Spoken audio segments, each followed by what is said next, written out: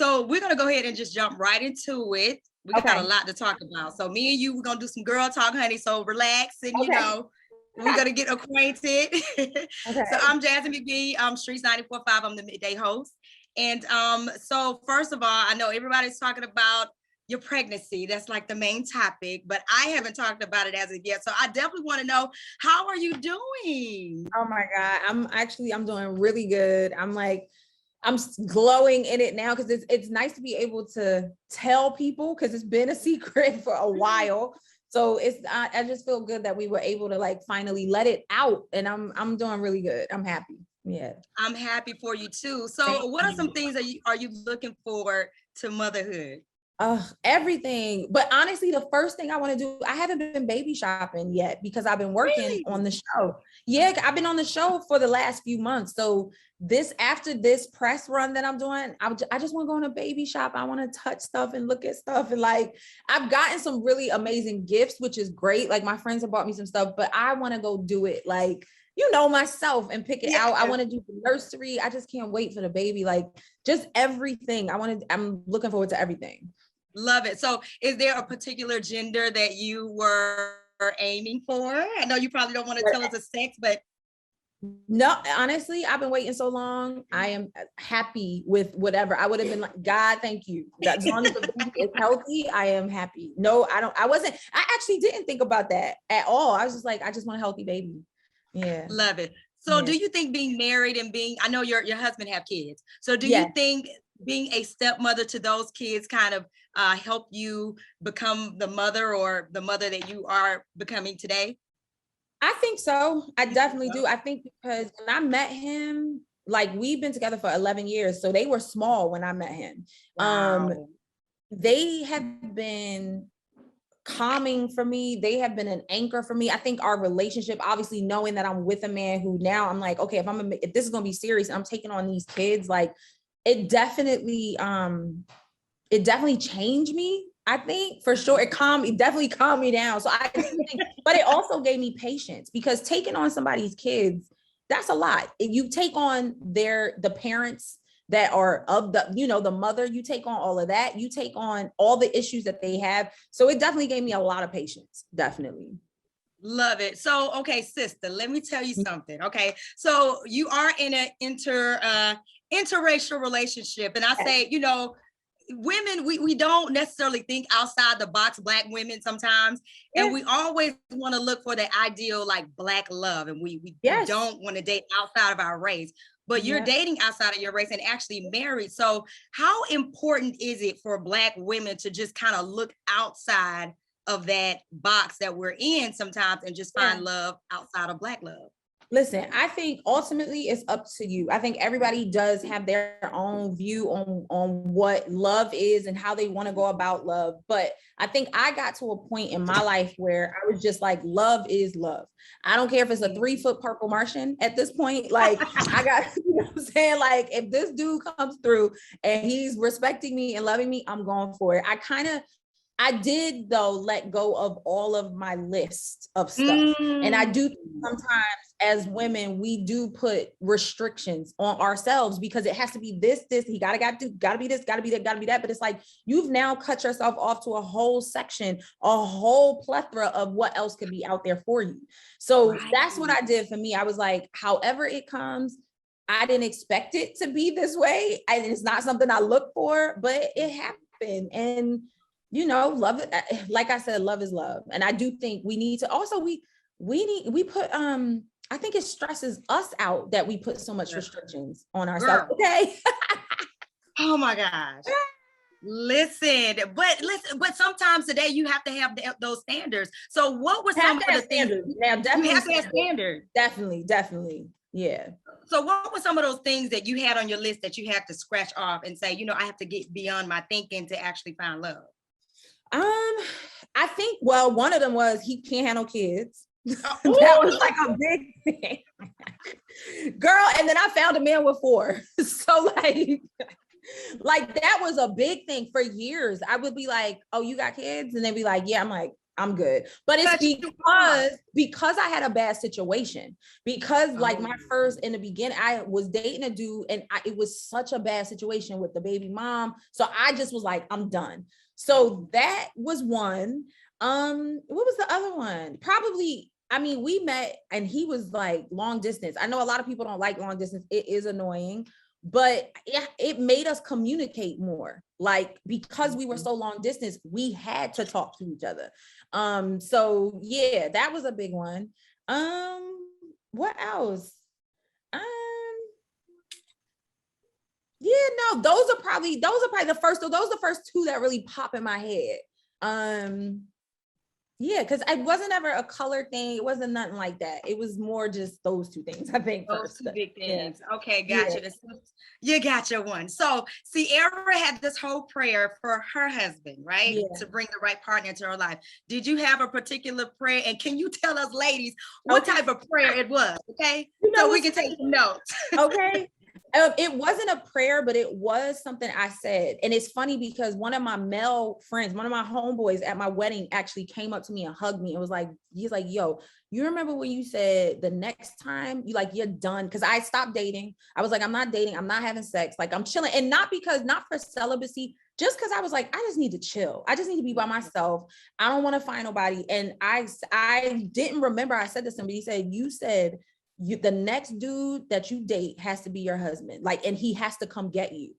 And meaning I was dating dudes, I was in relationships that was like, oh, let's see what happens. Like, it was a lot of that, like, oh no, that's cool, we hanging out, let's see what happens. And I got so sick of that I was like, I want my next dude to be like, I'm coming to get you. And when the week after I met my husband, my then boyfriend, he called me that end of that week and was like, he was in London. He was like, I'm coming to see you this weekend. And I was like, for real? Like, why? And he was like, look, I don't know if it's something here. He was like, and I'm not saying it's going to go anywhere. He was like, but I don't want to let this connection go. And I never had anybody say it. And I said to him, like, well, I'm talking to some dudes. And he was like, well, when you finish with them, you can call me. I was like, oh okay. Like, just grown man. And I was like, I've never had that before. So yeah, it really wasn't a prayer. It was just like, I'm done playing games. It was more just what I put on myself. I'm done. And the next dude has to come and show me that he wants me, period. Yeah. Uh-oh, I think she got stuck. Hello? Oh no. Oh, she froze. Oh no. I was like, is that me? There you go. No, it's not you. It's definitely not you. Hold on one second. You hear Solo? Hold on one second. Let me okay. There she go. Jazz. Okay. I was like, oh no. Okay, so I love it. That was some great advice for us single ladies out there, or even, women just, getting out of relationships, or even in relationships that's not meaningful. Really have to have a relationship that's intentional, or a man, looking for that intent when we're dating, right? Yep. I think so, because at the end of the day, especially when you get a certain age, it's no point in playing games. It's just no point. Like, what we doing? And it ain't about being married. It ain't about being like, you need to marry me. It's just like, what's up? Is it us? Like, let's get to know each other for real. And it's us. Like, if you keep searching, I don't have time for that. Facts. Yeah. I love it, E. So the world has seen you grow in like so many different ways. It's like a rapper, actress, daytime host, a wife, and now you're becoming a mother. Explain to me what that journey is like, and how do you balance it all? And can you have it all? You know what? I think I finally got to that point in my life now that I'm like, oh, I'm not scared to try to have it all. I'm not scared. I think I was scared before because I thought you couldn't. And I don't even know if it's having it all. I don't think you can have it all at the same time. No, I don't. But I do think you can have pieces of what you want. Like, yes, I worked on this show, but now I've got this bundle of joy. I'm going to take me some time and deal with my baby. Like, and I can always come back. So I don't think it's all at the same time, but I do think you can fit it in. You can fit in the things that you want to do. And I feel like I wake up every morning like, thank you God for this beautiful day, because I know how lucky I've been in my career and how I feel truly blessed that I was able to move into a lot of different things. But that's just because I get bored quick. Like I just don't ever want to be complacent. I don't ever want to be complacent. Yeah. So, but yeah, man, I think, listen, we are superhuman. I think women are really super women. We can do whatever we want, however we want, when we want. So if you want it, go get it. Hello, listen. Advice from Eve. So definitely let's talk about the show. We're getting into the show. Queen, tell me more about it, since I am going to go and get Hulu as my subscription. So I film, it seems like a film, docuseries, TV series. Tell me all about this with you and Brandy, Notori. Like, tell me more about it. Yes, this show, honestly, when I first heard about it, I was like, I don't know. Like when they first like, would you want to do a show about hip hop chicks from the 90s coming back? And I'm like, I don't know, because this could go bad. But then when I read the script, I was like, wow. And then we got the cast. I play Brianna, Professor Sex is my rap name. She is very parallel to my life. She's a mother of 5. She, had this big career 20 years ago with her girls. And she's trying to find that piece of herself that was Professor Sex. She's lost her voice within her family. And you see her trying to get back with her. Well, they do get back with her girls to kind of have a second chance in life, basically. And they're like, yo, let's show the world who we are right now as women. And can we do this? There's a lot of drama, I ain't gonna lie, but amazing drama. Not so much with the women. And what I love about the show is that it's 4 women. First of all, 4 women of color in a primetime slot on ABC. Yes. Let's go. Like, I love it. Yes. And then, but it's also being hip hop from a female point of view, but also seeing sisterhood, because we really we love each other in the show and in real life.